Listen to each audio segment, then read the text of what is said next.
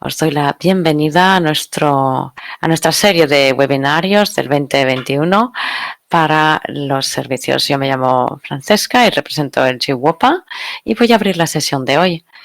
Y antes de entrar en materia, sabréis que nos hemos movido a una nueva plataforma para estas series de webinarios. Se llama Interactio y nos va a permitir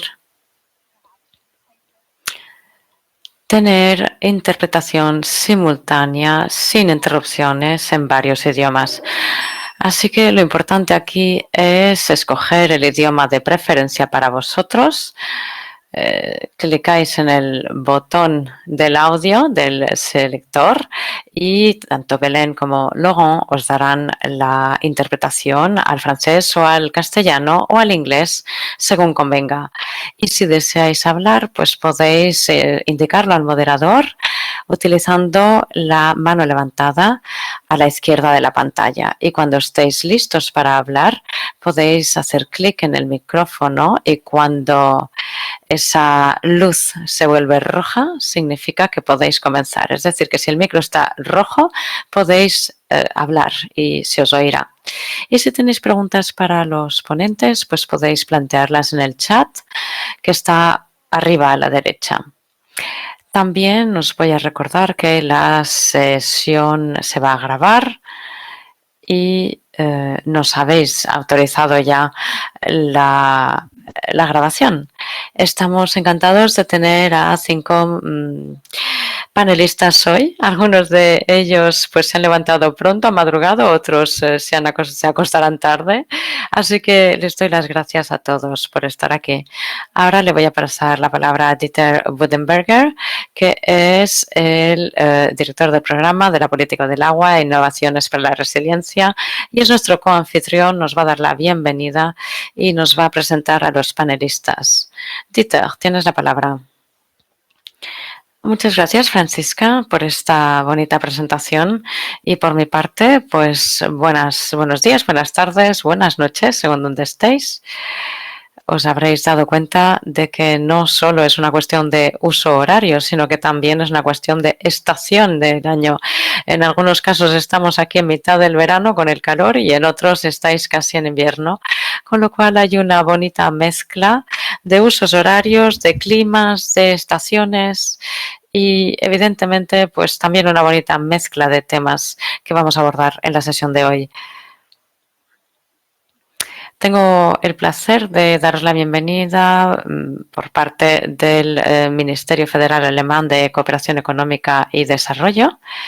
Dicho esto, yo trabajo para este ministerio, para la GIZ, para GIZ, y con Francisca pues me ocupo del programa sectorial de la política del agua y me he implicado en esta serie de webinarios junto con algunos compañeros desde el principio del año 2020 y estoy encantado de estar aquí con vosotros y con GWOPA y vamos a tener pues la continuación de esta serie de webinarios para los servicios. El año pasado, los que os unisteis a esos webinarios, pues nos centramos sobre todo en los desafíos del COVID, con las oportunidades y retos que planteaba. Y este año lo que queremos hacer es conducirnos hacia el cuarto Congreso Internacional del Agua en octubre, donde se van a abordar las áreas prioritarias, los temas de este congreso.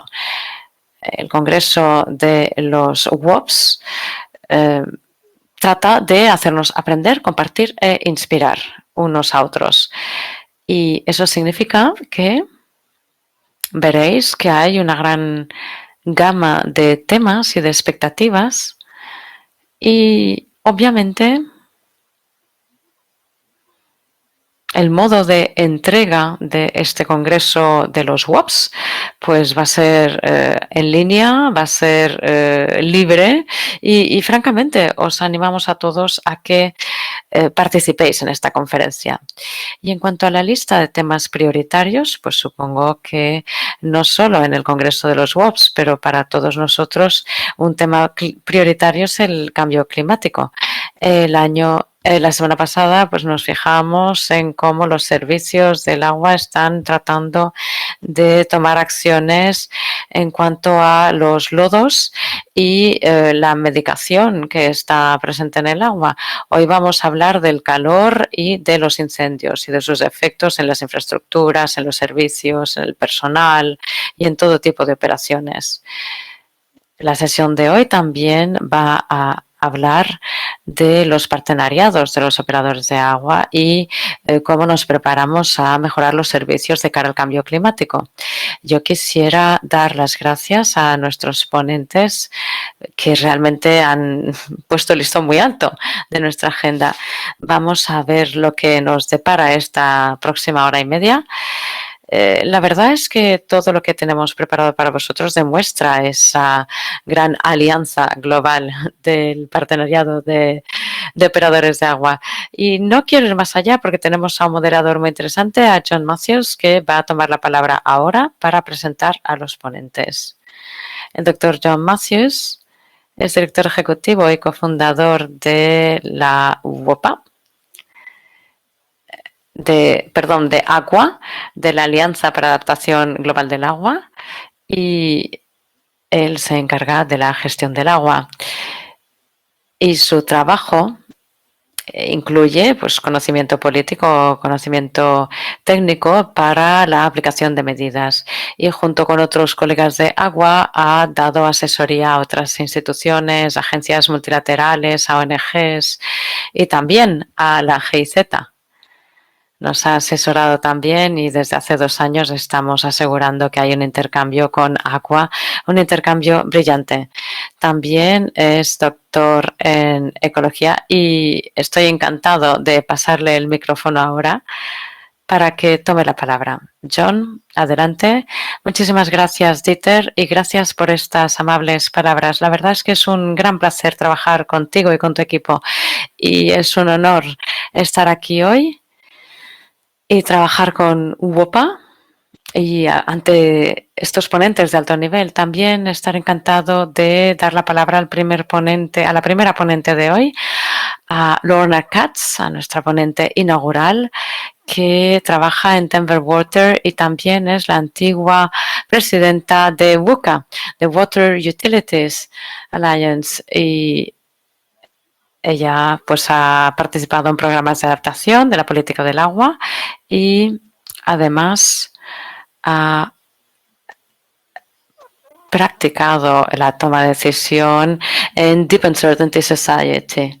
Además, se implicó en la adaptación al cambio climático y Lorna, antes de iniciar su carrera en el agua, pues era profesora de física en la universidad y tiene un máster en física y un bachelor's degree en física y matemáticas.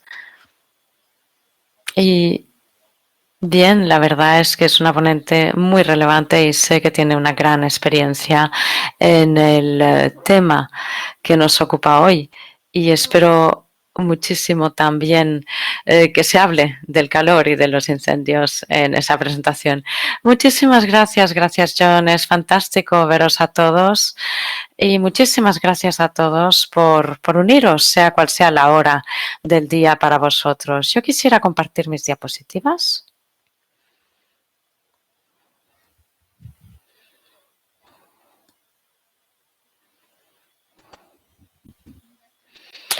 ¿Podéis ver correctamente? Sí, así es. Estupendo. Pues muy bien, muchas gracias por haberme invitado. Voy a hablar de la Water Utility Climate Alliance. Nos centramos en la adaptación y la práctica y voy a destacar 2 de los proyectos que hemos completado recientemente y también concluiré la presentación con una visión general de 2 informes y 2 proyectos que van a concluirse este mismo mes. Así que, en primer lugar, os voy a hablar de la Water Utility Climate Alliance, de la Alianza del Clima y de los servicios de agua. Tenemos una serie de servicios en Estados Unidos que trabajan en cuanto al agua y a la adaptación al clima.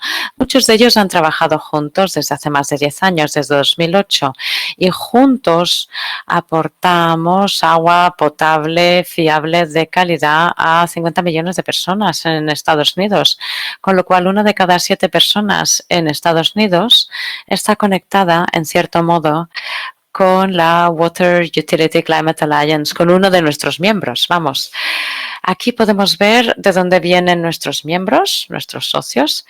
Tenemos pues muchos socios en la costa pacífica, otros en el noreste y vamos, en todo el país tenemos representación.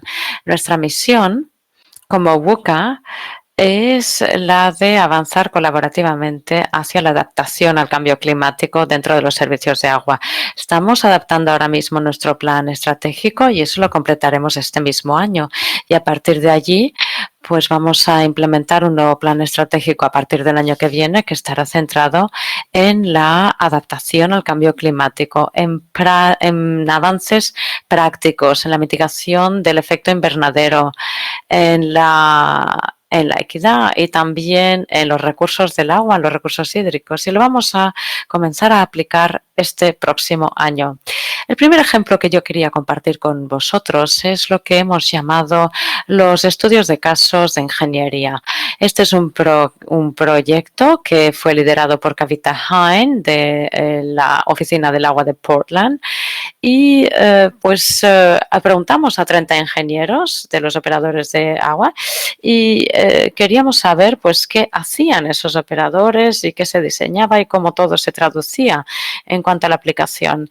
Los ingenieros buscan dirección e ideas y cómo prepararse al cambio climático. Así que abordamos el proyecto tratando de conectar con nuestras redes. Revisamos diferentes estudios que proporcionaban estudios de casos similares a los que queríamos crear y identificamos toda una serie de procesos. Identificamos también diferentes impactos de cambio climático en diferentes regiones. Así que obtuvimos toda una serie de ejemplos para desarrollar estudios de casos. Y diseñamos y desarrollamos estos estudios de casos con miembros de la Universidad de Washington. Y el objetivo del proyecto era mostrar el sector del agua y la adaptación al clima en la práctica. Es decir, ir más allá de la planificación, no solo pensar en la planificación, sino realmente ver cuáles eran las decisiones tomadas y cómo se ponían en práctica. También queríamos demostrar cómo los ingenieros y los gestores del agua aplican datos sobre cambio climático para diseñar la infraestructura.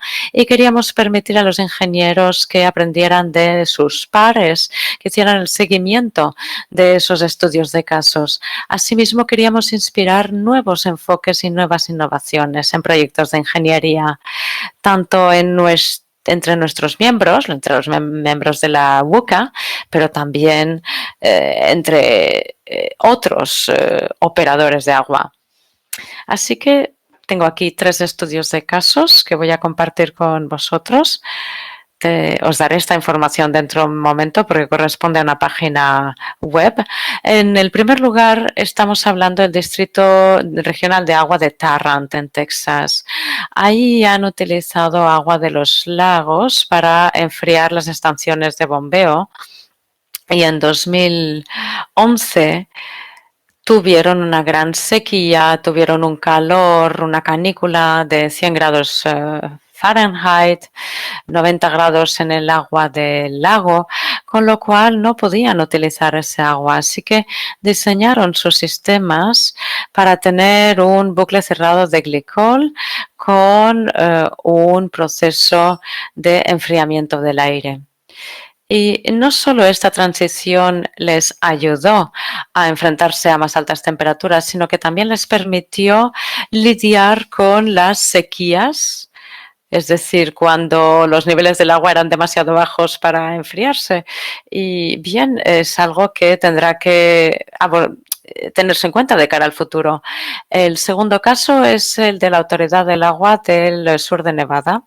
En este caso se almacena el agua en un lago en el lago Mead y tenemos 3 estaciones que bombean agua de este lado Mead y se quería poner una estación de bombeo aún más abajo en ese reservorio.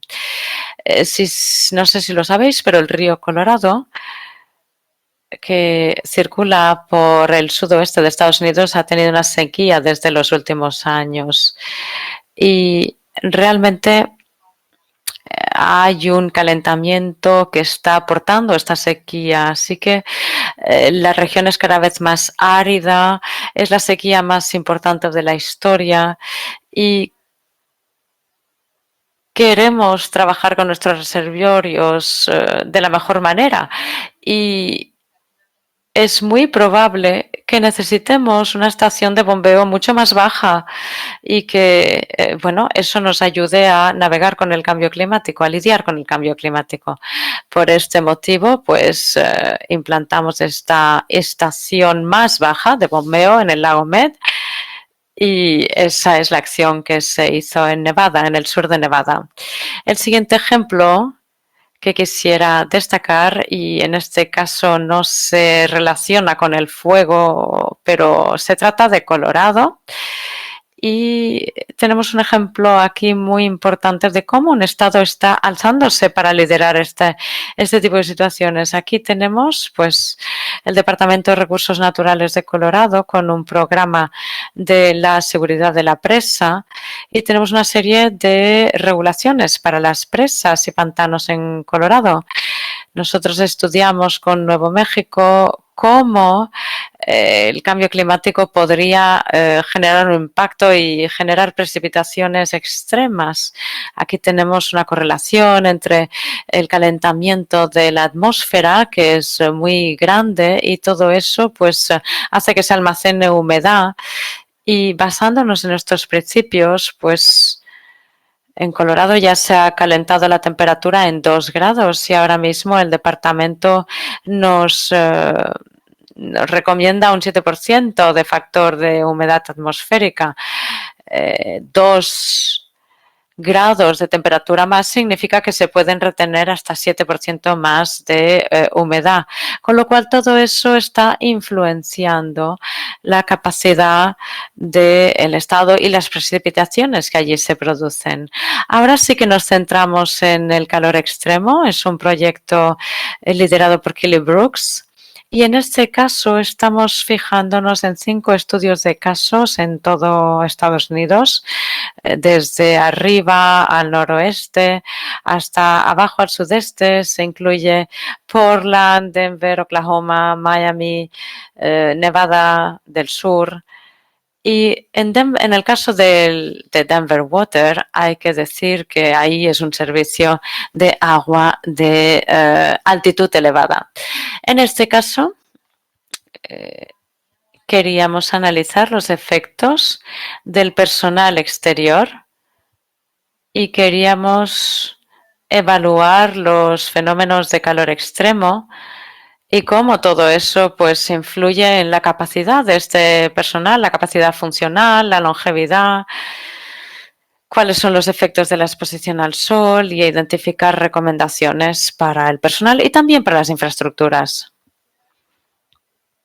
Aquí tenemos un ejemplo de análisis climático. En gris vemos el número histórico de días con una temperatura superior a 90 grados Fahrenheit. En Denver Water, en Colorado, tenemos 33 días por encima de los 90 grados Fahrenheit. Y si nos fijamos en los modelos climáticos, estamos viendo 2 diferentes escenarios y hemos sacado un promedio de ese análisis, con lo cual se ha amortiguado un poco el resultado y hemos visto que podríamos experimentar hasta 125 días por encima de 90 grados. Y yo quisiera reconocer que ahora mismo hemos pasado ya una semana de canícula. Ayer teníamos 104 grados Fahrenheit, hoy 101, 102 y en Colorado no tenemos este tipo de temperaturas tan elevadas en mitad de junio. Así que es bastante impresionante. Eso es simplemente un apunte que os quería dar Vemos también que en otras regiones pues los días de calor extremo también aumentan, quizás no tanto. En Miami tenemos 64, en Nevada tenemos 70 días más de los habituales de calor extremo. Y yo lo que quisiera que sepamos es que estamos analizando modelos climáticos y proyecciones, y los modelos climáticos nos dan información muy válida acerca del clima y las condiciones promedio. Y estamos muy interesados en ver cómo los extremos van a cambiar a lo largo del tiempo. Quiero destacar que aquí estamos utilizando el perfil más bajo de este tipo de casos extremos.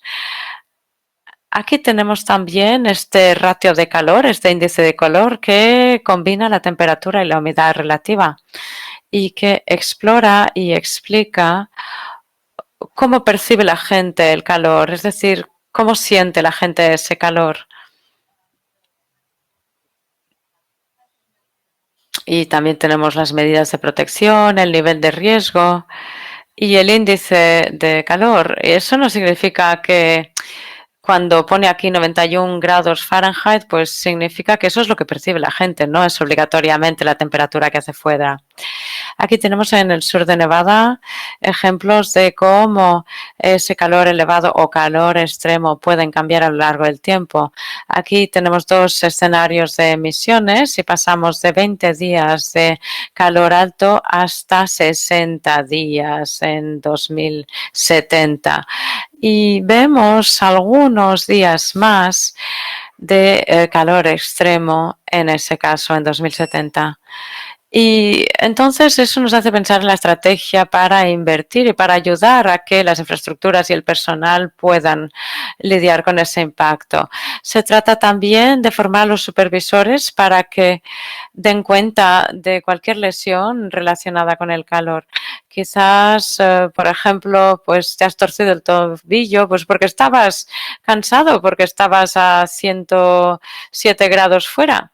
Y también queremos que se incluyan esos datos en esa app, en una app que hemos creado para monitorizar la experiencia y para gestionar lo que estamos haciendo.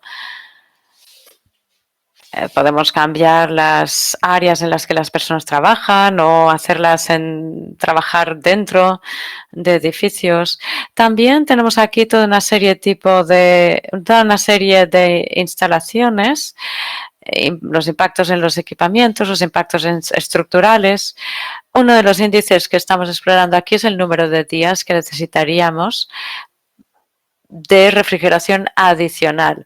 Los días de refrigeración son los días de 65 grados Fahrenheit fuera. En Denver, con un escenario de emisiones bajas o emisiones elevadas, el número de días de refrigeración se multiplica por 2.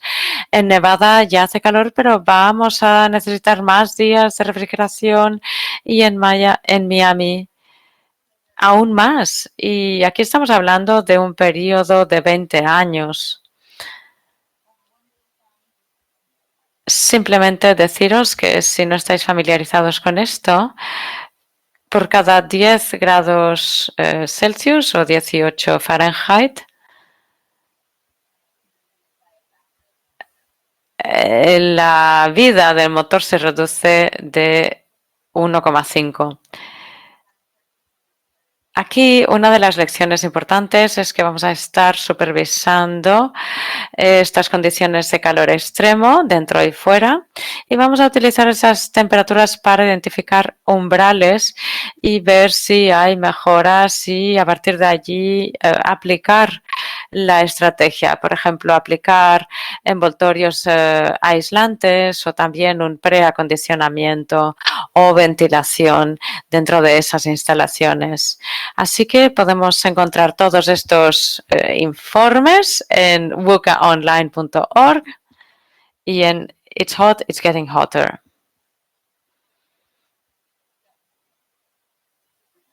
Muy bien. Muchísimas gracias, Lorna. Ha sido una presentación fantástica y voy a reservar las preguntas para ti cuando lleguemos a tu turno en el panel, si te parece bien. Y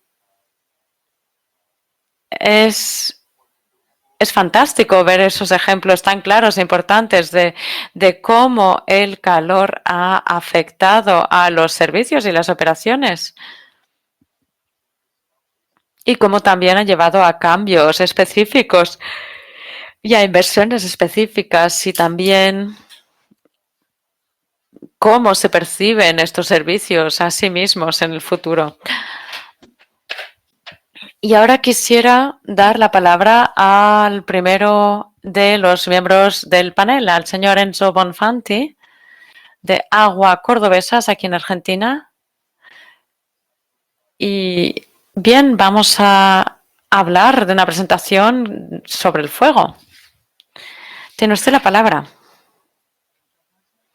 Buenas tardes, buen día y buenas noches para todos, depende de dónde estamos. Bueno, me presento, soy Enzo Bonfanti, jefe de producción de Aguas Cordobesas, estoy a cargo de 2 plantas que tenemos en la ciudad. Tenemos más de 1.600.000 habitantes del servicio.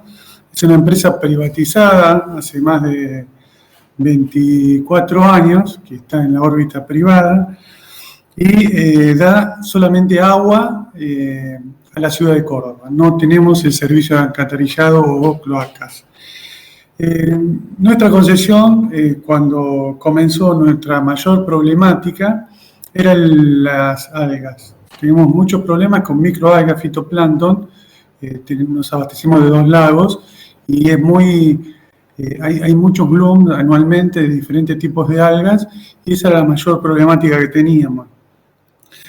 Para esto hemos desarrollado muchos trabajos que, bueno, mucha gente de otros lugares lo han hecho, aireación, ultrasonido y demás, para ver de cómo mitigar el problema de las algas, y estamos trabajando. Pero a partir del año 2008 empezamos a tener problemas con incendios. Córdoba es una ciudad que está en una zona semiárida. Tenemos 700 milímetros aproximadamente de lluvias anuales, concentradas en fin de primavera, verano.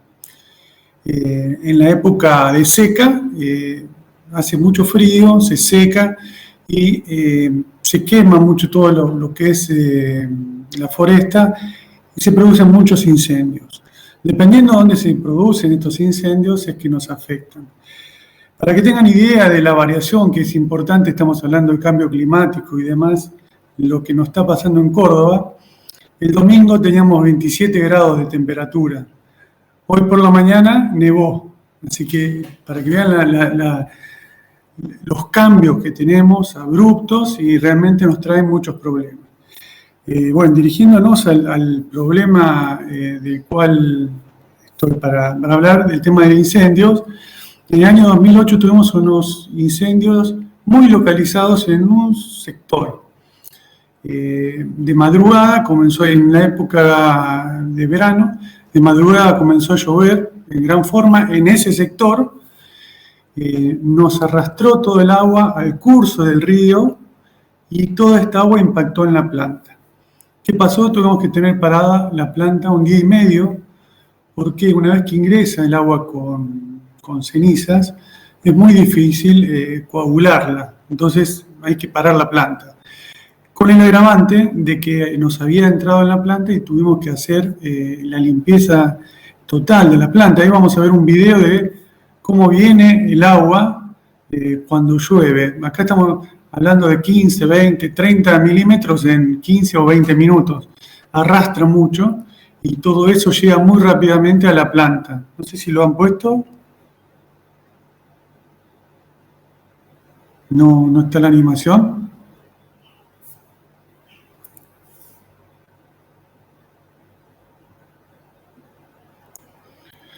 Como podrán ver, las crecidas son muy importantes y el color del agua, negra. No es una ilusión óptica, sino que el agua es negra, totalmente negra.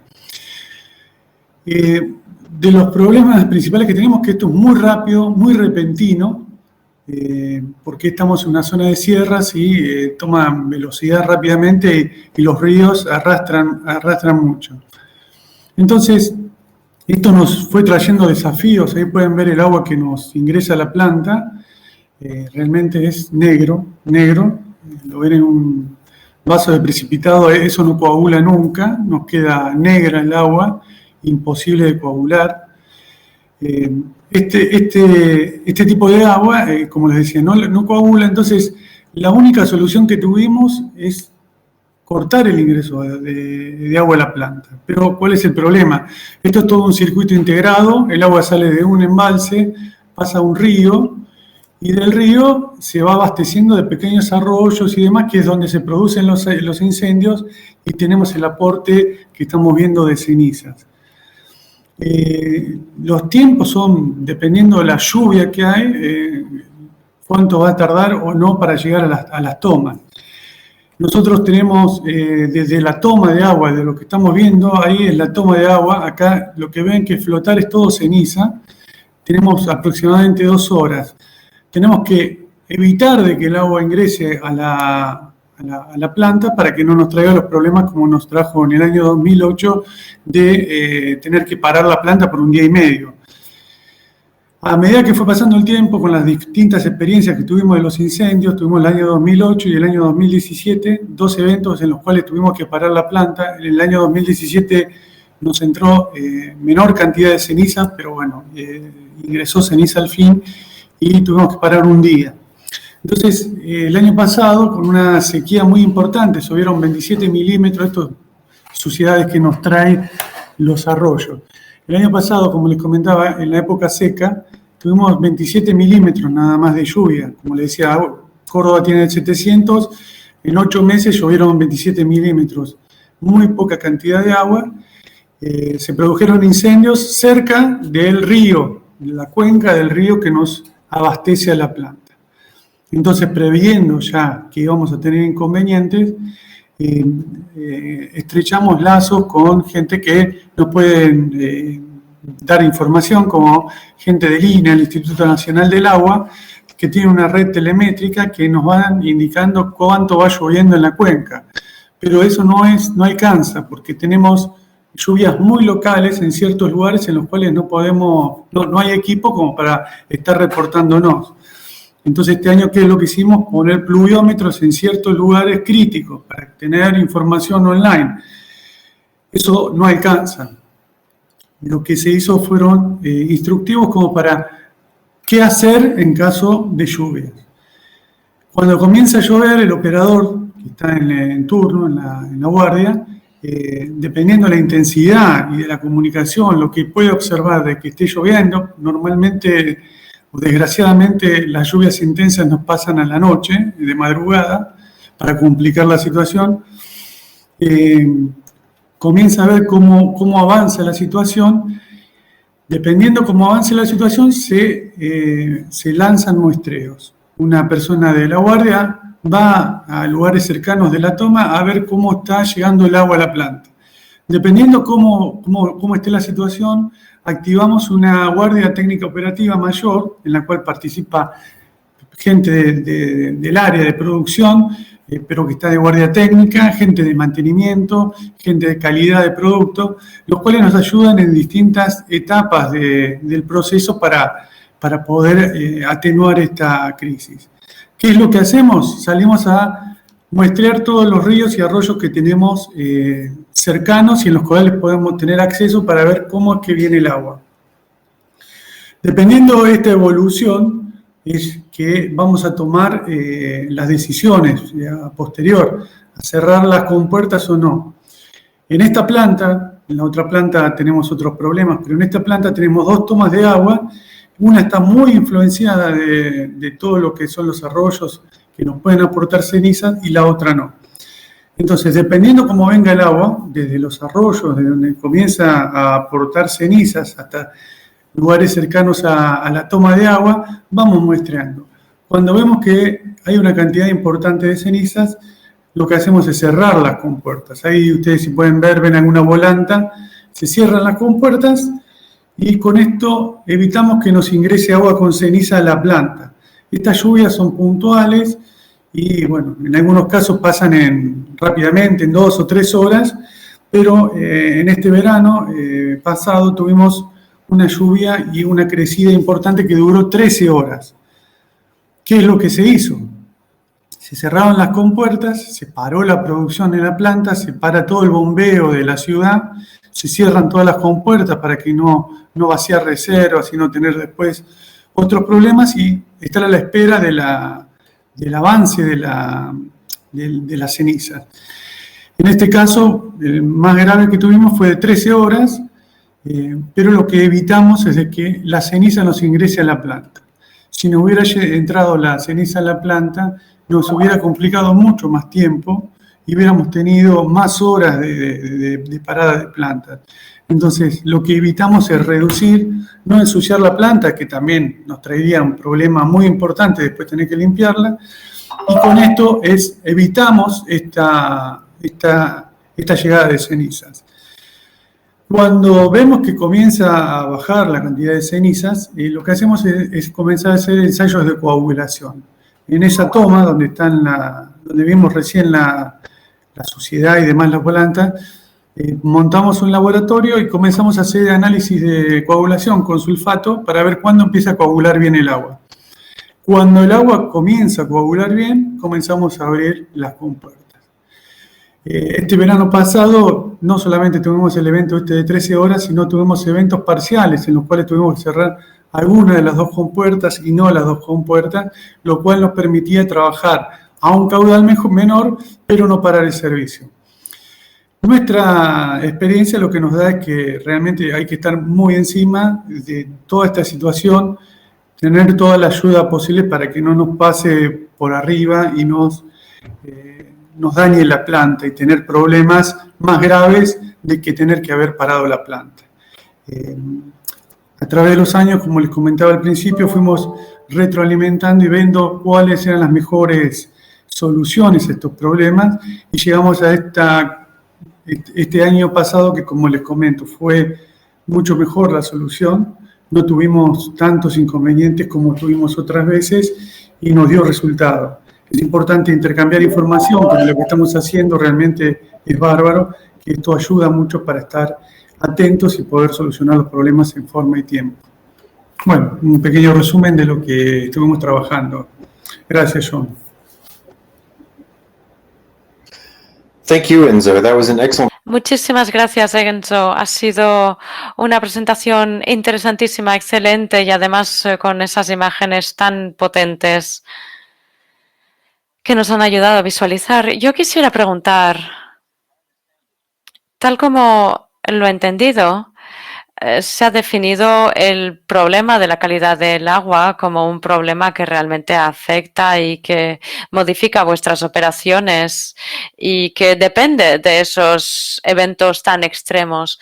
Pero tengo curiosidad, ¿se espera algún cambio en cuanto a la frecuencia de los incendios, aguas arriba, o va a haber algún cambio, o se va a trabajar con algunos gestores forestales o agentes de modo a alterar esa llegada de las cenizas en el sistema hidrológico? El agua, bueno, tenemos una cuenca que lamentablemente todos estos incendios nos traen muchos problemas en los lagos. ¿Por qué? Porque aportan fósforo, y fósforo es el reactivo limitante, podemos decir, para el crecimiento de algas. Esto se produce aguas arriba, todo entra arriba de los lagos. Todos estos incendios, restos de incendios entran al lago, nos traen problemas, pero problemas de crecimiento de algas. Cuando los incendios están entre el lago y la planta, nos traen los problemas que vimos ahora. Sí hay preocupación, hay un trabajo bastante intenso del gobierno de la provincia como para combatir los incendios, pero lamentablemente nuestro clima es bastante, ¿cómo podría decir?, ruinoso, en el sentido que nos seca todos los pastos, todo lo que es la foresta vegetal, al tener fríos muy importantes en invierno, y cualquier incendio se descontrola y abarca grandes proporciones. Hay una campaña de concientización bastante importante para que la gente tenga cuidado, porque estamos entre el lago y la planta, que es la zona en cuestión para este tipo de incendio, hay mucha gente viviendo y hay muchos espacios verdes. Y hay mucha gente inconsciente que produce fuegos y traen los incendios. Como les decía, hay campañas, hay un desarrollo importante de bomberos y demás, pero no alcanza. Como les comentaba, en toda esta época, desde el inicio de la concesión, esta es la tercera vez que tenemos incendios grandes y lo pudimos solucionar. Hay que trabajar muchísimo y estar en contacto con toda la gente de gobierno, gente de otros institutos, para poder colaborar.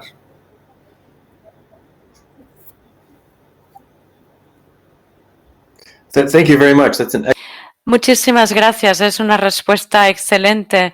Bueno, pues nos está diciendo usted que es una situación que va evolucionando y están ustedes tratando de mejorar las relaciones con todos los agentes que pueden actuar para ello. Es un ejemplo para todos nosotros.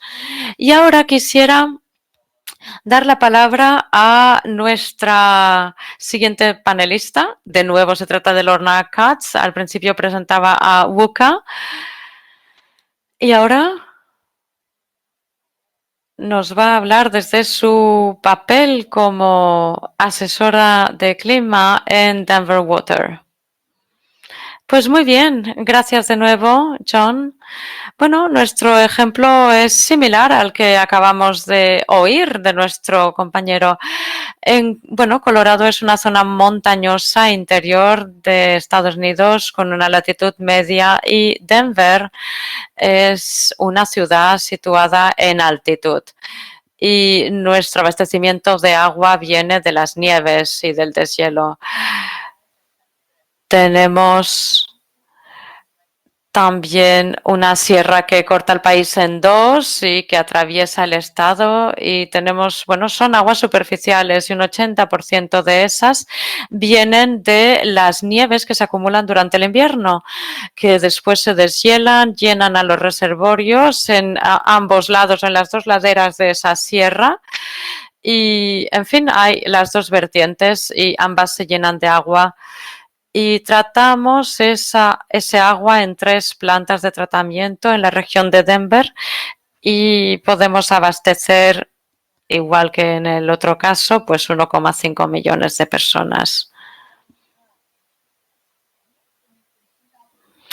En 2002 tuvimos desastres naturales simultáneos y sé que hace mucho desde el año 2002, pero yo quería deciros que eso nos ha orientado a donde estamos ahora. En 2002 tuvimos pues una cantidad de nieve muy baja. Tenemos datos históricos que nos dicen que esa cantidad de nieve y la escorrentía que se produciría, era la menor desde hacía 100 años. Y tuvimos también una sequía que nos llega cada X años y tuvimos problemas para abastecer a nuestros consumidores. Y casi nos quedamos sin agua en el sistema y la verdad es que eso es algo que no debería suceder. Nos alarmó muchísimo, nos estresó muchísimo, con lo cual, de nuevo, una sequía que parecía ser de un año, pero de hecho era la sequía de un año más grave que habíamos experimentado y ese verano, en junio, además se añadió a ello un gran incendio, que pasaba por la vertiente en la que nos encontrábamos y los reservorios, trabajamos muchísimo para poder almacenar suficiente agua, pero todo eso estaba evolucionando y tuvimos problemas para proporcionar agua potable.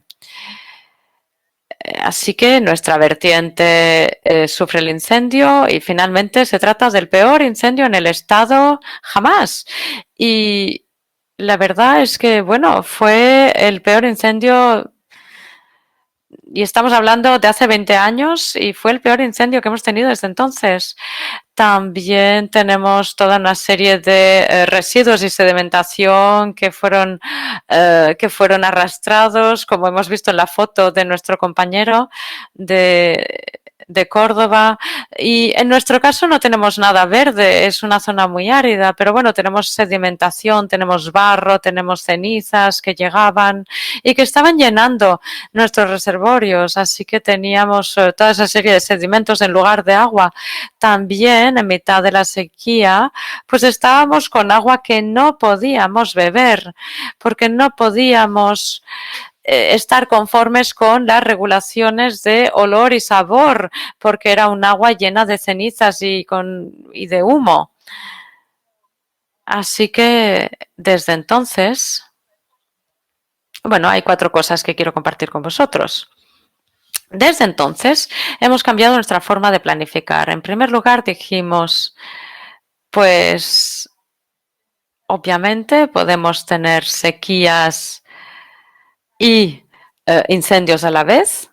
Antes nos habíamos centrado en o bien sequía o bien incendios y ahora nos hemos dado cuenta de que se pueden producir al mismo tiempo, con lo cual hay que comenzar a pensar de forma diferente sobre el tipo de desastres naturales que podemos experimentar. Así que lo primero que hicimos fue ver el registro hidrológico de los últimos 100 años y analizamos la situación en ambos lados, en ambas vertientes, con lo cual tenemos información que se remonta a 1930. Teníamos casi 100 años, por lo tanto, de registros y bueno, y la verdad es que los incendios 1600s that are devastating. So we know they've happened in the past, they can happen in the future, and with climate change, they can be intensified. So we incorporated that longer term record into our plans, and we changed the way we do plans. So instead of using the historical record to say, okay, this is what we may experience in the future, now we plan for multiple different scenarios. And we take things like climate change, like the economic stability of our region, like social values, and we try to understand we play out scenarios of how those can come to fruition in the future. So we're not predicting the way the future will come to fruition. Rather, we're saying, okay, what if it's really warm? What if it's really hot? What if we have a lot of money to work with and our society is doing great? What if, we're on an economic downturn for a long time and our country's not doing so great? What if people want to use water? ¿O qué pasaría si la gente desea utilizar agua para asegurarse de que tienen agua en el jardín o que quieren agua para usos recreativos o qué pasa si la gente, bueno, si no le importa el agua y al final no tiene dinero? Pues bien, la cuestión es que hemos contemplado diferentes escenarios y todo eso nos está ayudando a pensar en estos desastres naturales y en cómo prepararnos. Así que eso por lo que se refiere a la planificación. Además, comenzamos a pensar en nuestras vertientes y en la infraestructura para recoger el agua. Y en el pasado habíamos pensado en la infraestructura física. Es decir, el mortero, el cemento, lo que estamos construyendo. Y ahora pensamos en la vertiente de la montaña como parte de la infraestructura. Y queremos tener unas vertientes que sean sanas y estables. Y sabemos que los incendios han sido muy agresivos en Estados Unidos. Sabemos también que tenemos bosques que no son demasiado sanos porque no tienen la densidad adecuada o se han visto afectados por plagas y que no van a aguantar o que no van a ser capaces de aguantar más plagas o que van a verse estresados por la sequía. Así que todo eso es un cóctel para los incendios. Así que nuestra vertiente es todo una herramienta, todo un recurso para lidiar con esta situación y hemos comenzado a realizar programas forestales y hemos iniciado colaboraciones con los servicios forestales de Estados Unidos y de Colorado y a partir de ahí hemos sido capaces de tratar hectáreas enteras de tierras alrededor de nuestros reservorios y en las vertientes, y todo eso ha sido una inversión de decenas de miles de dólares, pero por suerte nos han ayudado estos agentes forestales a lidiar, estas agencias forestales a lidiar con esa inversión, y todo eso nos está ayudando el tratar el bosque y qué tipo de vegetación es necesaria, qué aspecto, qué pendiente, qué elevación, etcétera, y qué entorno geográfico para tener una vertiente tal como la deseemos. Y en 2018 sufrimos un incendio por encima de nuestro reservorio más importante. Justo por encima está debajo de la montaña de Búfalo. La montaña de Búfalo se quemó hasta donde había edificaciones, donde vivían las personas. Y ahí, en esa vertiente, habíamos tratado 900 acres de tierra y estimamos que con ese tratamiento nos ahorramos $1.000 millones de recuperación. No, digamos que nos ahorramos $1.000 millones en daños relacionados con pérdida de propiedades, de infraestructuras, sedimentación en el reservorio, problemas de calidad del agua, si el incendio hubiese avanzado. Así que estamos hablando de un retorno de la inversión muy importante. Y lo último que quisiera apuntar es que ahora estamos muy implicados en la planificación pre- y post-incendio, y tal como oímos de nuestro compañero de Córdoba, ahora estamos subrayando el aspecto de la coordinación, la cooperación, y a veces no es fácil porque no todo el mundo está en la misma página ni todo el mundo está disponible en el mismo momento, pero estamos trabajando para monitorizar, hacer seguimiento, que las conexiones estén en donde hace falta. Y la semana pasada ya tuvimos 3 incendios. En Colorado tenemos 5.000 incendios al año. Y este es un tema que vamos a trabajar mucho más.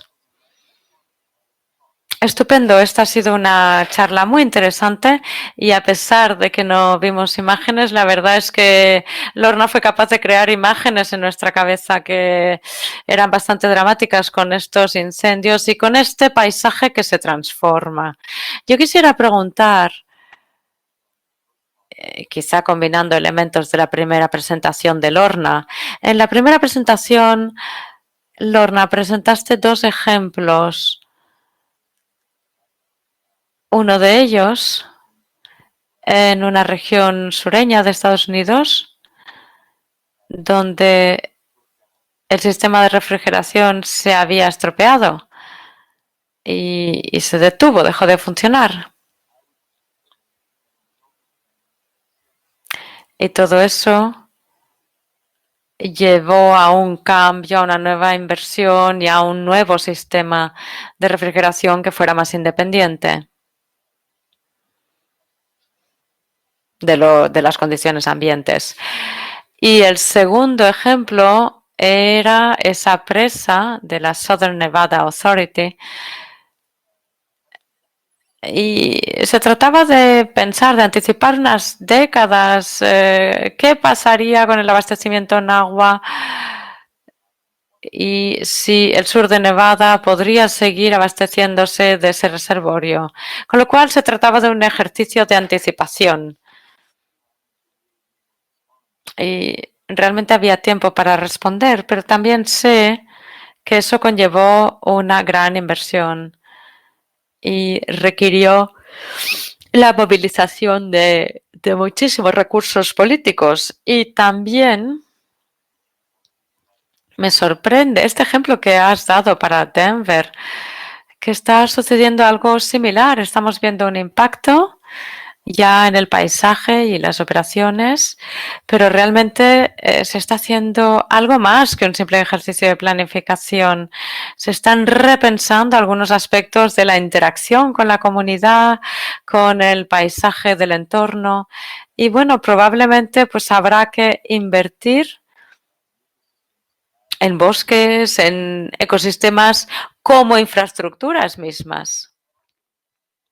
Y eso significa dinero, ¿verdad? Eso es una inversión importante.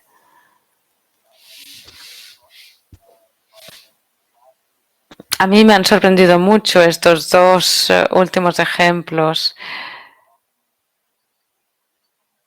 Hay esa gran frase de Churchill que dice: nunca eches a perder un buen desastre. Y la verdad es que desafortunadamente pues no somos capaces de anticipar, nos limitamos a reaccionar siempre. Entonces esos dos ejemplos me imagino que habrán llevado a las personas que están a más alto nivel político a pensar en invertir en grandes cambios en las operaciones. Sí, la verdad es que es un comentario y un punto de conexión interesante, John. La planificación es importante, pero también es un reto tener a las personas de tu lado, porque muchas veces se piensa en dejar las cosas para otro momento, a menos que estés en una crisis. En Denver Water estamos contentos de poder trabajar con agencias que también desean trabajar, pero es que en Colorado tampoco tenemos muchas opciones. Podemos sacar agua de la nieve, pero no tenemos nada más.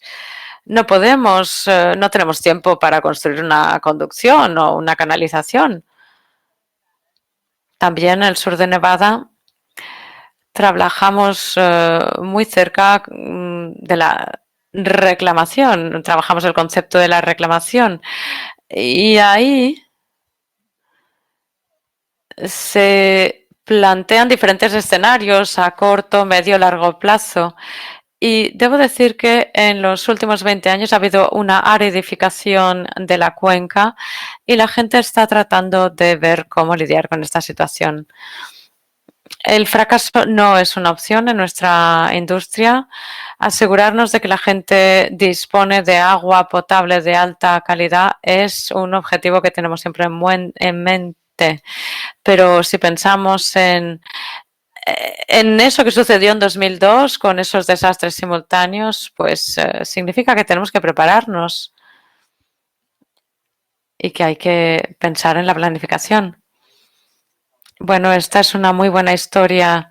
Nos estás diciendo también que las señales de alarma son importantes y que hay que escuchar esos sonidos quizá más bajos antes de llegar a los altos. Muy bien, y ahora pasaremos la palabra al tercer panelista, al señor Andrés Guerra Librero Castilla, que forma parte de la Asociación Española de Abastecimiento de Agua y de Saneamiento. Tiene usted la palabra. Gracias, creo que me pueden oír correctamente. Yo voy a dar esa presentación en español porque no he tenido tiempo de traducir las diapositivas al inglés y creo que sería complicado leer la presentación en español y que yo hablara en inglés. Con lo cual paso al español. La Asociación Española de Abastecimiento de Agua y Saneamiento es una asociación que aglutina a los operadores de agua de España, de abastecimiento y de saneamiento y depuración, que engloban al 80% de la población abastecida. Los operadores en España son de ámbito municipal y existe aproximadamente unos 4.000 operadores. En relación a la presentación que voy a hacer, que está enfocada sobre todo al cambio climático y a cuáles son los efectos que puede generar estos servicios de abastecimiento y saneamiento. Hay dos pilares fundamentales. Por un lado, la mitigación, es decir, qué podemos hacer para contribuir para que el cambio climático sea menor o que la emisión de gases de efecto invernadero sea menor. Y por otro lado, fundamentalmente, y es la que me voy a centrar por el motivo de la presentación de hoy y por el ámbito temático, es la adaptación. Vale, siguiente. En relación a la mitigación, simplemente para comentar, en España la gran mayoría de los operadores, sobre todo los más tecnificados, las grandes ciudades, pues tienen tres pilares fundamentales. Por un lado, la generación de energía limpia en relación a biogás y a generación de energía hidroeléctrica. Por otro lado, planes de mitigación de gases de efecto invernadero, es decir, a partir de aprovechamiento de energías renovables y la tercera pata, y probablemente la más importante, en relación a la economía circular, que de hecho es una estrategia europea en relación a este nuevo ámbito o este nuevo paradigma económico de la economía circular, del reaprovechamiento de los recursos, en este caso el agua, o bien la estrubita en los procesos de depuración o el gas que se genera en los procesos de depuración. Siguiente, por favor. En relación a la adaptación, pues fundamentalmente tendríamos tres partes. La parte de la medición de los impactos, de los que se han comentado en las presentaciones previas, la planificación y, finalmente, pues una vez que se realiza una planificación, en general suele haber una serie de medidas que pueden incluir infraestructura, tanto para los impactos fundamentales que puede generar el cambio climático. Siguiente, por favor. En relación a los impactos, ya lo decía el panel intergubernamental del cambio climático en 2014, el cambio climático está generando una disrupción o una modificación en los patrones de lluvia en todo el mundo, fundamentalmente, y está afectando de una manera especial a España. Y además de eso, pues los peligros naturales afectan a unos 62 millones de personas, de los cuales unos 35 millones de personas están afectados por inundaciones. Siguiente, por favor. El CEDEX es un organismo gubernamental que se dirige por el Ministerio de Transportes y de Medio Ambiente. Es un organismo técnico que ha realizado hace unos años, creo que fue hace 2 o 3 años, realizó una evaluación del impacto del cambio climático en los recursos hídricos y sequías en España. Si veis aquí, bueno, es una tabla que al final muestra una serie de modelos que se hicieron o se ejecutaron a través de modelos climáticos que simulan la concentración de gases de efecto invernadero en los próximos años, para ver un poco cómo podría cambiar la atmósfera, cómo podría cambiar los patrones de precipitación. Y en ese sentido, la media de las modificaciones en relación a estos caminos de concentración de gases invernadero, pues considera que en España va a haber una reducción de precipitación del 24%, que ya se suma a la complicación que hay en gran parte de España en relación a la disponibilidad de agua. Va a haber un aumento de la temperatura de hasta 5,6 grados, un aumento de la evapotranspiración, es decir, la evaporación que se genera por las plantas y por la propia superficie, de hasta el 24%. Va a haber un descenso en la recarga de acuíferos de un 40% y un descenso en las correntías, en el agua que circula por la superficie, de un 43%. Por lo tanto, va a haber un impacto muy importante de aquí a finales de siglo en relación a la disponibilidad de agua en España. Siguiente, por favor. Bueno, estos son los escenarios que se han usado, que todo el mundo lo conoce, son los escenarios de concentración de gases de efecto invernadero. Siguiente, por favor. Lo que quería decir con este gráfico en el que aparecen los mapas de España es que, dependiendo del camino de concentración, pues en principio vamos a tener que la práctica generalidad de España pues va a tener una reducción importante de la escorrentía, de la escorrentía de agua superficial, y por tanto va a haber una menor disponibilidad de agua. Siguiente, por favor.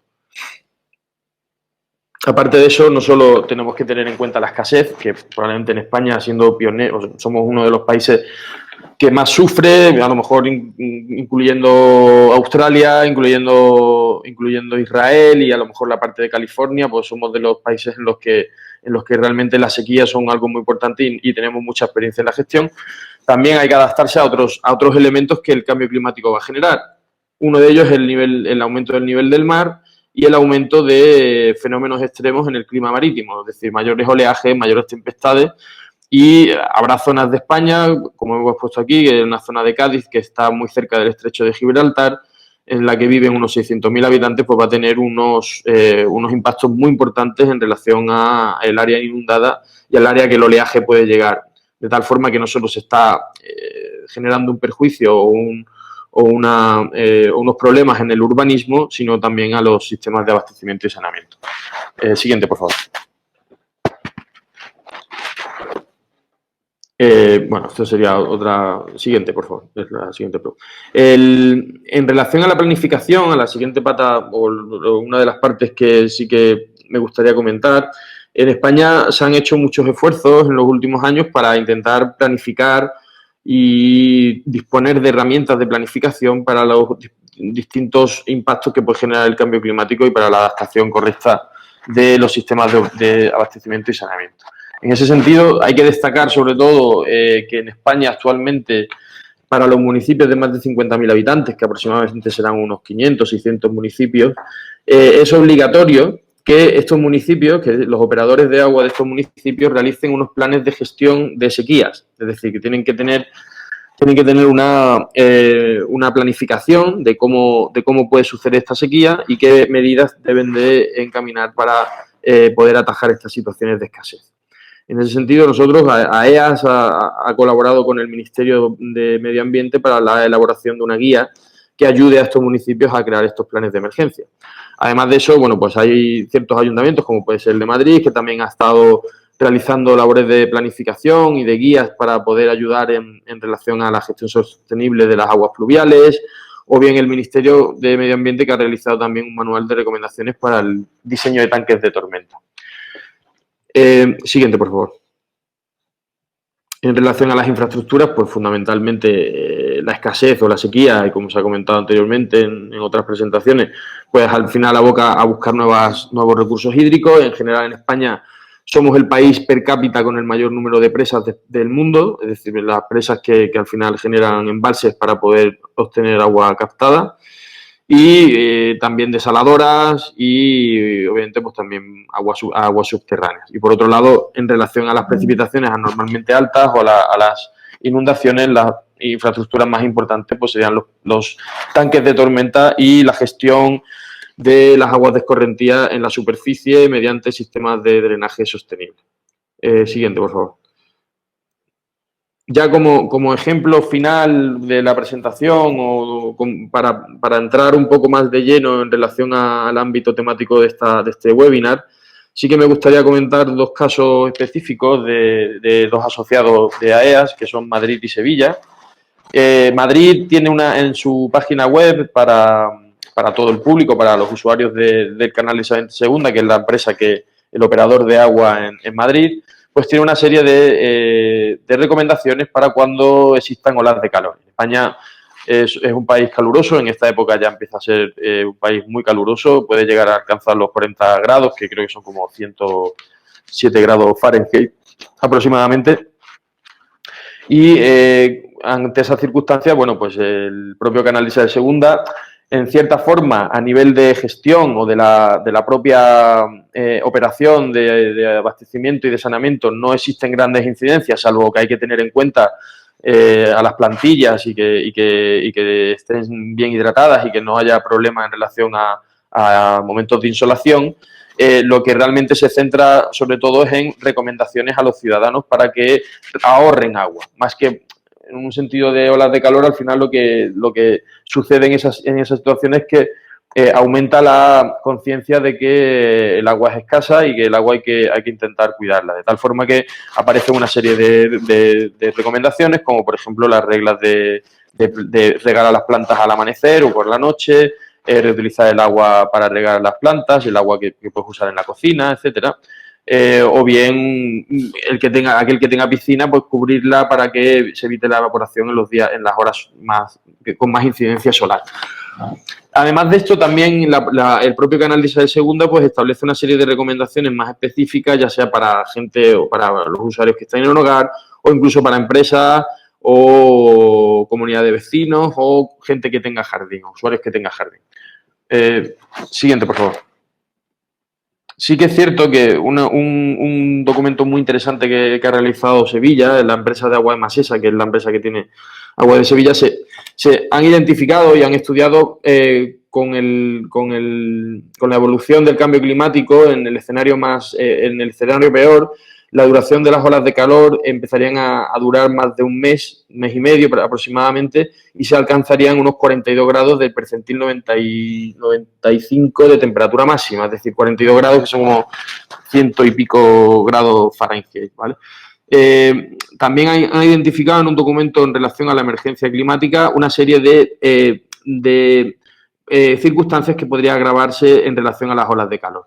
Entre ellas, pues problemas de salud debido a las olas de calor que puedan generar la población, que habrá que hacer campañas de concienciación ciudadana. Por otro lado, fallos en el suministro por vehículos especiales de saneamiento, disminución de la calidad del agua por la presencia de cianobacterias. Esto es un tema muy interesante. En España nos hemos dado cuenta, a nivel los científicos y los operadores que se dedican al tema del agua en la superficie, que proporcionalmente al aumento de la temperatura en España, debido al cambio climático, está habiendo una mayor proliferación de cianobacterias, de bacterias que generan cianotoxinas que realmente son muy complicadas o que tienen que requerir tratamientos muy agresivos en la potabilización.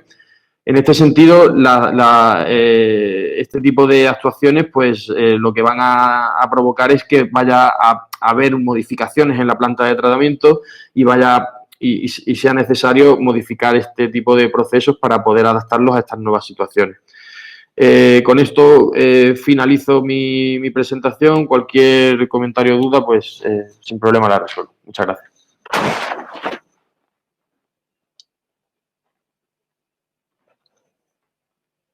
Thank you, Andres. An excellent presentation. Muchísimas gracias, Andrés. Me ha sorprendido mucho en tu charla, pues, la importancia de la planificación.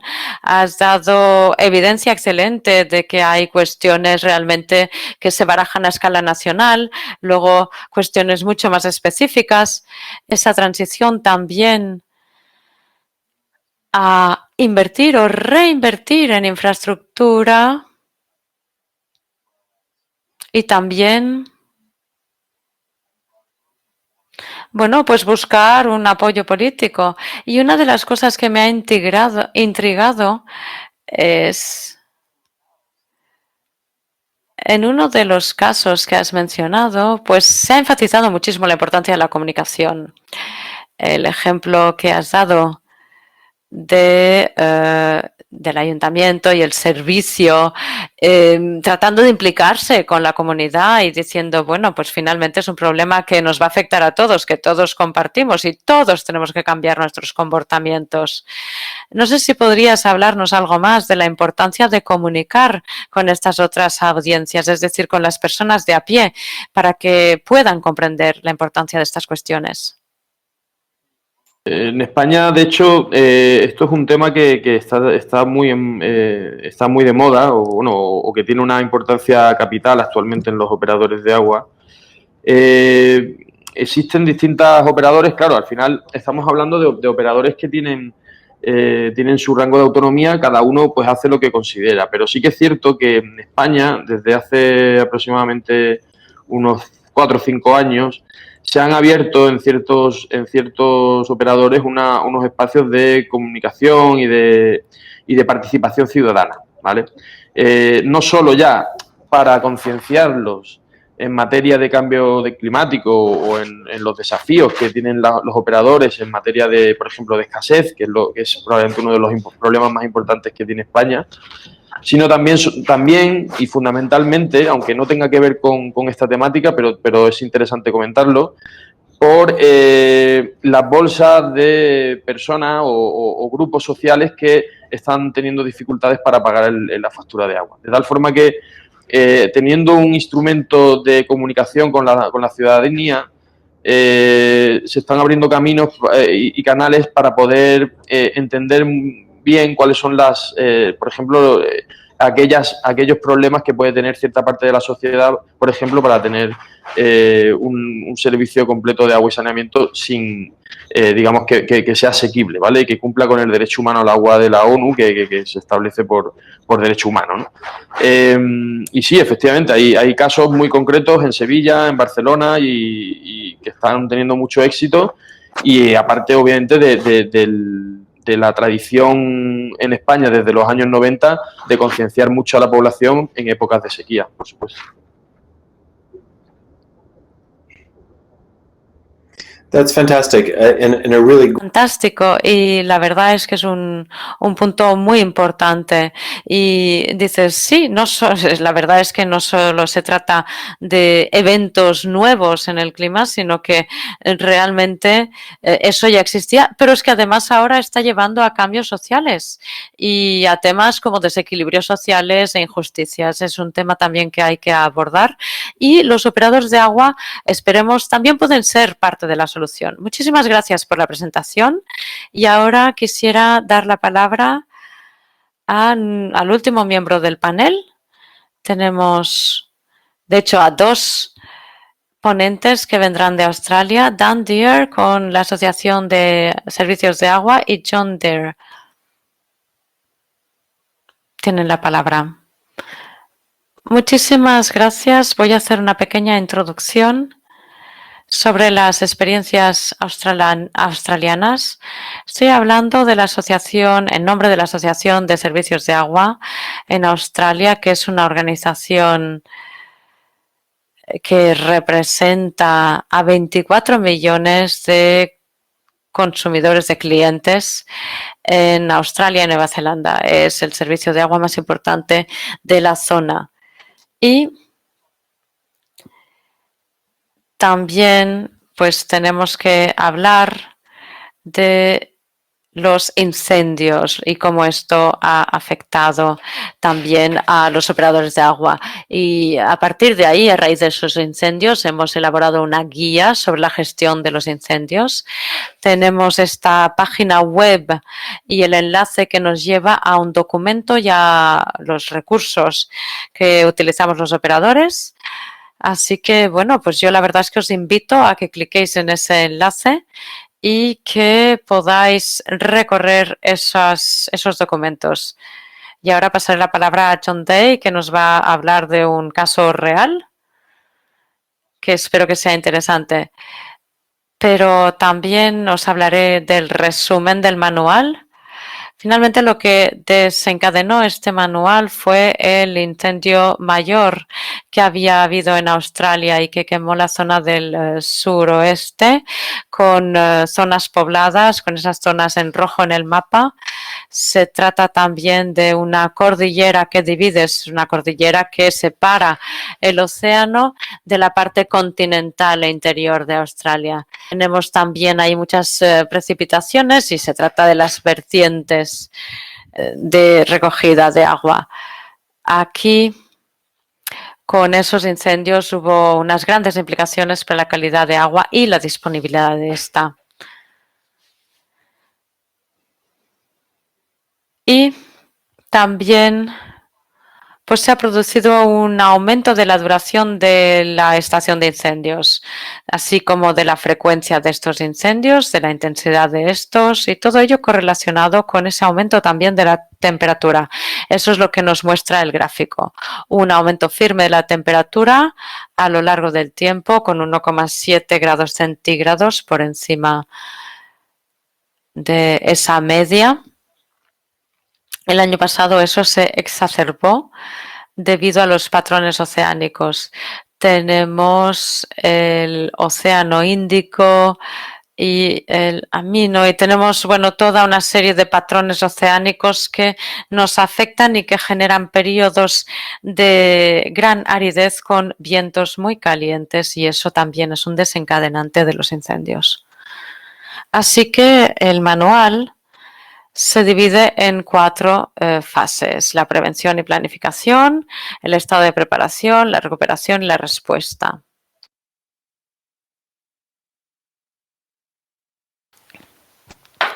John nos hablará de la prevención y la planificación, y eso es lo que hace su empresa. Y él ha ayudado a preparar este manual a raíz de todas las experiencias acumuladas. Pero también hay momentos en que, a pesar de la mejor preparación posible, el fuego se descontrola y lo único que se puede hacer es responder y minimizar el impacto y recuperarse. Así que cada una de esas 4 secciones, os mostraré en la próxima diapositiva, se divide en una serie de recomendaciones, una serie de recursos de apoyo. Es decir, se pueden consultar algunos casos de estudio y algunas listas de verificación, de modo a poder autoevaluarse y utilizar los recursos para tratar de colmar brechas y escaseces.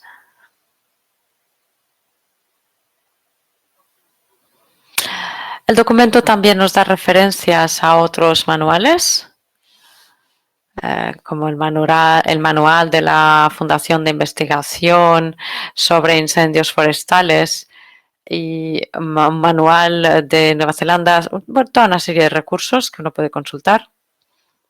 Así que el manual, en resumen, nos habla de prevención, preparación, respuesta y recuperación, y se ha elaborado por un consorcio de servicios del agua. Aquí tenemos los contribuidores más importantes. Tenemos a John Day, por ejemplo, que nos hablará de uno de estos operadores, y además de eso hay las agencias gubernamentales, con lo cual se puede contactar con la WASA y Greg Ryan, que es uno de los contribuidores, y tenemos su email ahí, Greg Ryan.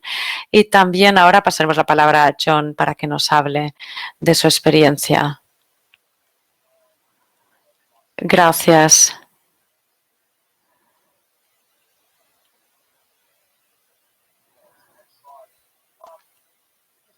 Bien, voy a recorrer brevemente un caso en el que nos encontramos últimamente y que es poco usual para Northeast Waters.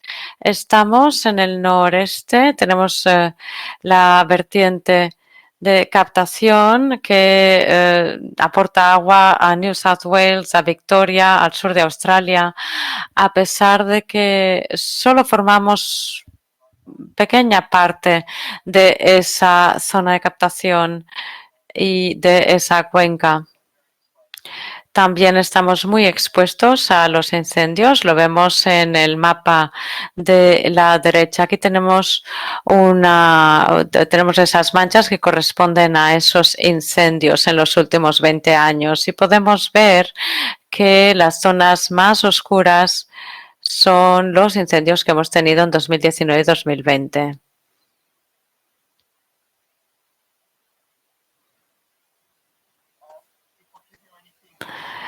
Pues yo, si tengo que compartir algo que hemos aprendido, es esta forma de pensar, y es lo que estamos explorando ahora mismo.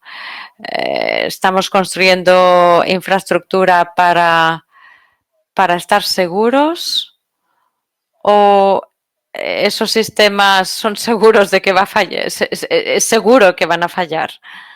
Así que eso es lo que nos planteamos, y también esto está relacionado con la capacidad de construir infraestructura rápidamente, especialmente después de un evento.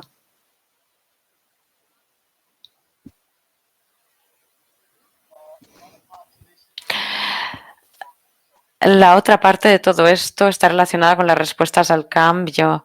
Aquí tenemos ejemplos diferentes en Australia. Tenemos las brigadas de bomberos, tenemos las ambulancias como servicios esenciales. Cuando se produce alguno de estos eventos en Australia, estamos actuando dentro de la fase de respuesta a la urgencia y recuperación. Y aquí tenemos uno de los camiones que llega a los incendios, la zona de incendios. Y ahí pues es necesario 12 horas para llegar a esa zona. Tom y sus compañeros pudieron aportar una respuesta rápida y están cambiando ahora su forma de pensar y formarse. Es un poco como en el caso de estos paramédicos.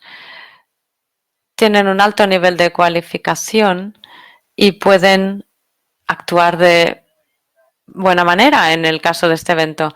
Aquí, en nuestro espacio de planificación, hemos trabajado el marco de resiliencia del clima y hemos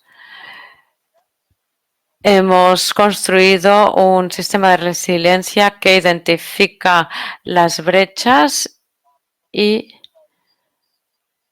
después hemos establecido una serie de 6 principios y puedo compartirlo con quien lo quiera. Esos principios, ¿se puede hacer esto con la comunidad?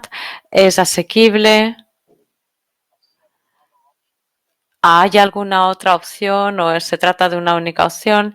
Y estos principios se aplican a los planes de acción que ponemos en práctica en los próximos meses y luego este registro va circulando y cada año lo revisamos.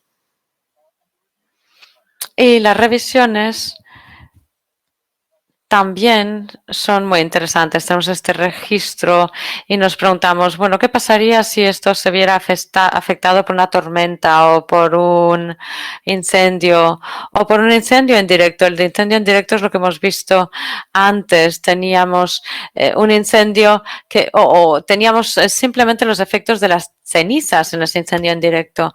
¿O qué pasaría si estuviéramos afectados por una sequía, una ola de calor, una inundación?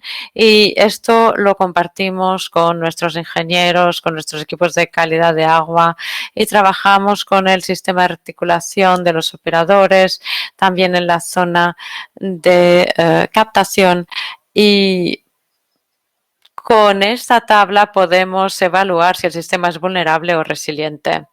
Y después identificamos las zonas que son vulnerables y que no tienen resiliencia. Un gran ejemplo de ello fue este reservorio que construimos para almacenar agua y que utilizamos durante un gran periodo de sequía y pudimos utilizar este almacenamiento de agua durante medio año. Lo que también fue fantástico es que pudimos construir una planta de tratamiento de agua y pudimos construir un sistema en la planta de tratamiento de agua y los operadores van allí 2 o 3 veces por semana, pero esa planta se puede controlar de modo remoto. Así que sabiendo que estamos en una zona de incendios, pues podemos gestionar esa planta de modo remoto si es necesario.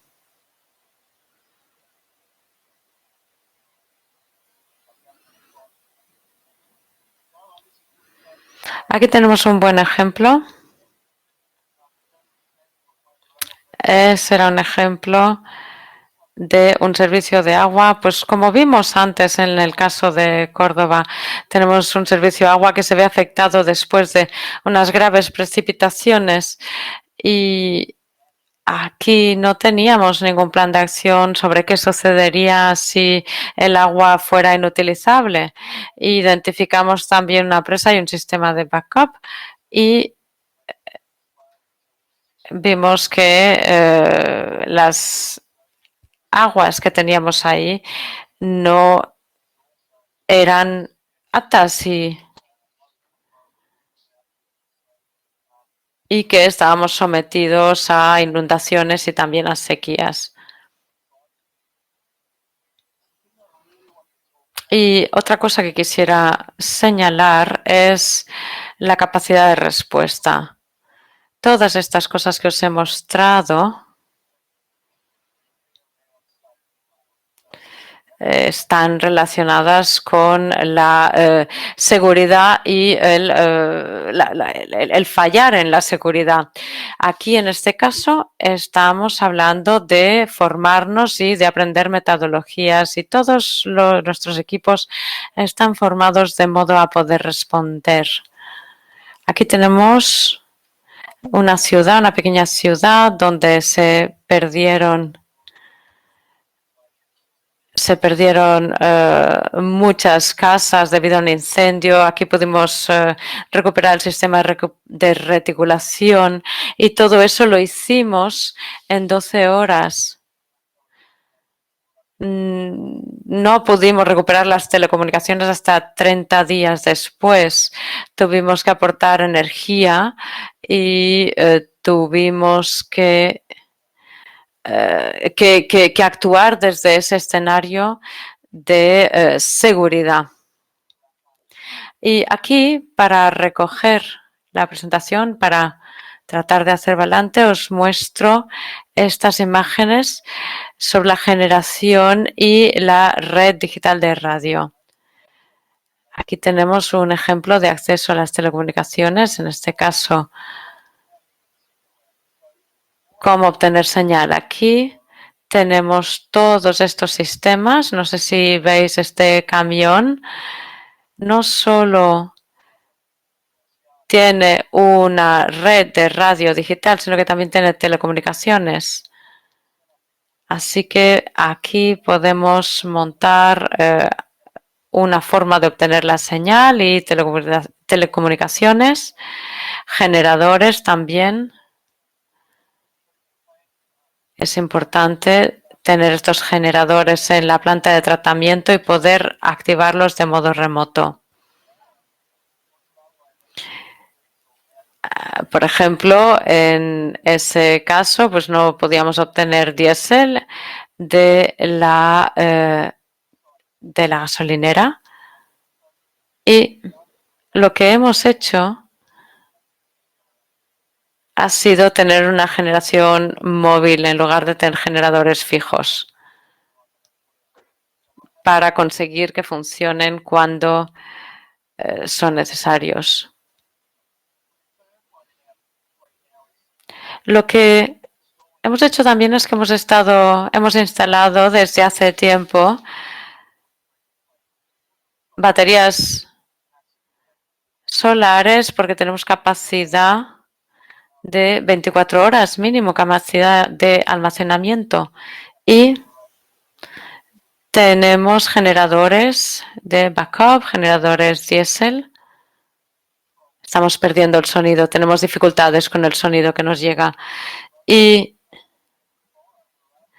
a pesar de los casos de incendios y de humo, pues fuimos capaces de generar, gracias a todas estas baterías, y de conseguir que la planta de tratamiento de agua siguiera funcionando. Con lo cual, de nuevo, tenemos un sistema de funcionamiento remoto para la planta de tratamiento de agua durante el día.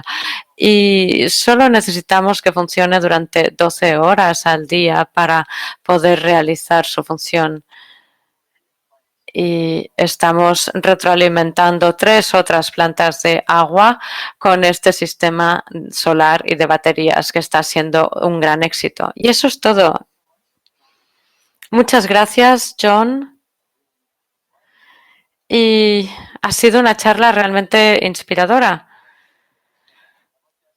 Y me gustaría hacerte una pregunta, pero tal vez la haría situando tu presentación en el contexto de las demás presentaciones. Hay algo que se me ocurre a medida que fui escuchando todas las presentaciones. Lo primero es esa idea de escuchar.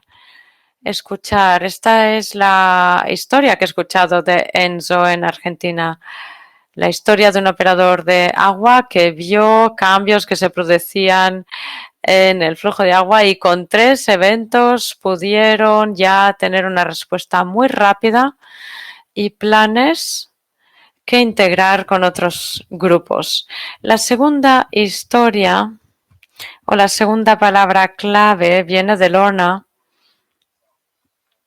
y que nos habla de una integración, de dos tipos de integraciones. Y quizá para hablar en el lenguaje del sector privado, en primer lugar está la integración de la WUCA, el ver lo que hacen otros para compartir conocimiento cuanto a la integración de agua, ver las lecciones que aparecen, las oportunidades. Pero también la integración vertical.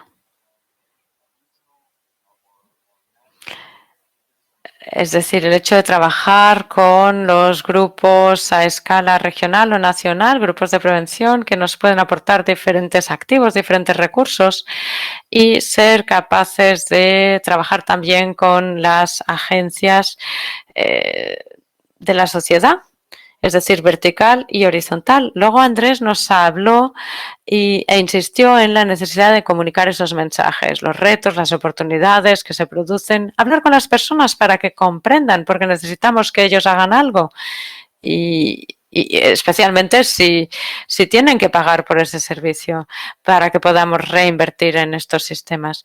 Y por último, en la presentación que acabáis de dar de Australia, simplemente añadir un elemento. Estos incendios son dramáticos, sin precedentes y son diferentes de los incendios que hemos tenido en Norteamérica o en Portugal. Son incendios intensos que han transformado el paisaje. Y lo que destaco de la presentación es que hay que seguir moviéndose, es decir, hay que seguir actuando, hay que seguir encontrando soluciones, hay que seguir corriendo. Y yo pregunto, ¿se trata de un modelo institucional? Es decir, ¿ha sido duro cambiar ese modelo institucional para adaptarse?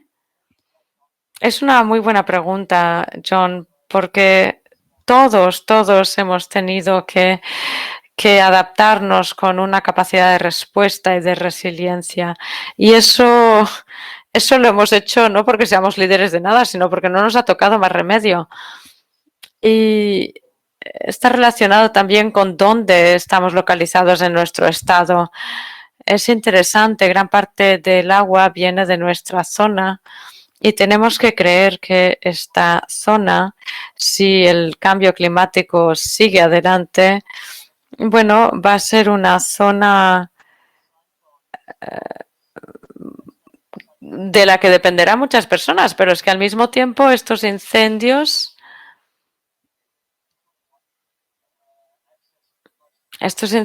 bueno, es que tenemos acceso a todos los extremos. Hoy hemos tenido temperaturas gélidas y nieve, pero es que hace un mes estábamos con temperaturas veraniegas, es decir, que todo está cambiando muchísimo y es lo que oímos en todas las presentaciones.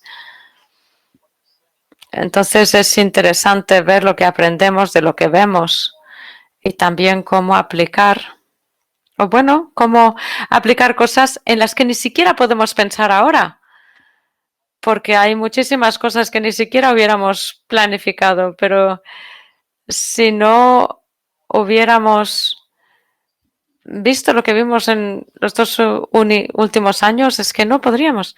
Así que la verdad es que el reto es, ¿qué hacemos si se produce el peor escenario?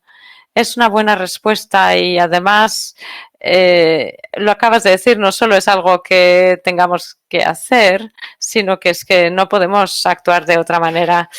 Pues muy bien, ahora mismo pues muchísimas gracias por haberme permitido moderar. Voy a pasar la palabra ahora a un representante del GIZ para cerrar la sesión. Y yo quisiera hacer un pequeño pitch de la organización que represento y que tiene un podcast centrado en la aplicación práctica del cambio climático. Se llama Climate Ready y después de una serie de incendios graves en Australia, hace 1 año y medio, pues hicimos una entrevista a 2 miembros del equipo allá. Y ahora le paso la palabra a Hannah. Muchísimas gracias, John. Muchísimas gracias a estos oradores excelentes. Hemos tenido realmente unas reflexiones interesantísimas, vídeos, estudios de casos de todo el mundo. Hemos aprendido muchísimo hoy y hemos llegado a muchísimas personas a través de nuestra grabación. Voy a tratar de ser muy concisa, porque nos hemos pasado 10 minutos de la hora. Yo quisiera agradeceros vuestra atención. Este ha sido el volumen 2 de nuestra serie de webinarios llamada Utility Climate Action. Vamos a pasar pronto a al tercer webinario para tratar de compartir, aprender e inspirarnos en cuanto a la gestión de agua y saneamiento. Os invitamos a utilizar el hashtag Utility Climate Action para compartir vuestras historias y vuestras acciones. Y también, de nuevo, aprender, compartir, inspirar. Eso es lo que el WOPA desea, es tratar de compartir todo este conocimiento y esta experiencia tan valiosa con vuestros pares. Así que, por favor, uniros a esa plataforma colaboradora de la WOPA y para crear una membresía en Workplace tenéis que crear un perfil y a partir de ahí podréis descargar o publicar documentos acerca de la gestión de incendios, etcétera, recursos que tengáis. Es decir, es una plataforma, una red muy interactiva, Workplace, para poder seguir la discusión y mantenernos en contacto con todas esas personas que trabajan ante retos similares a los nuestros. Y dicho esto, pues la última diapositiva, la más importante. Gracias, merci, thank you. Muchísimas gracias a los oradores para permanecer con nosotros y compartir todas estas experiencias. Gracias a John por esa excelente moderación y por sacar los puntos más destacables. Gracias a los oradores, gracias a Laurent y Belén, los intérpretes, por estar interpretando durante 1 hora y media. Así que muchísimas gracias a todos y esperamos más contenido de Chihuahua. Estad atentos a el siguiente contenido. Muchísimas gracias.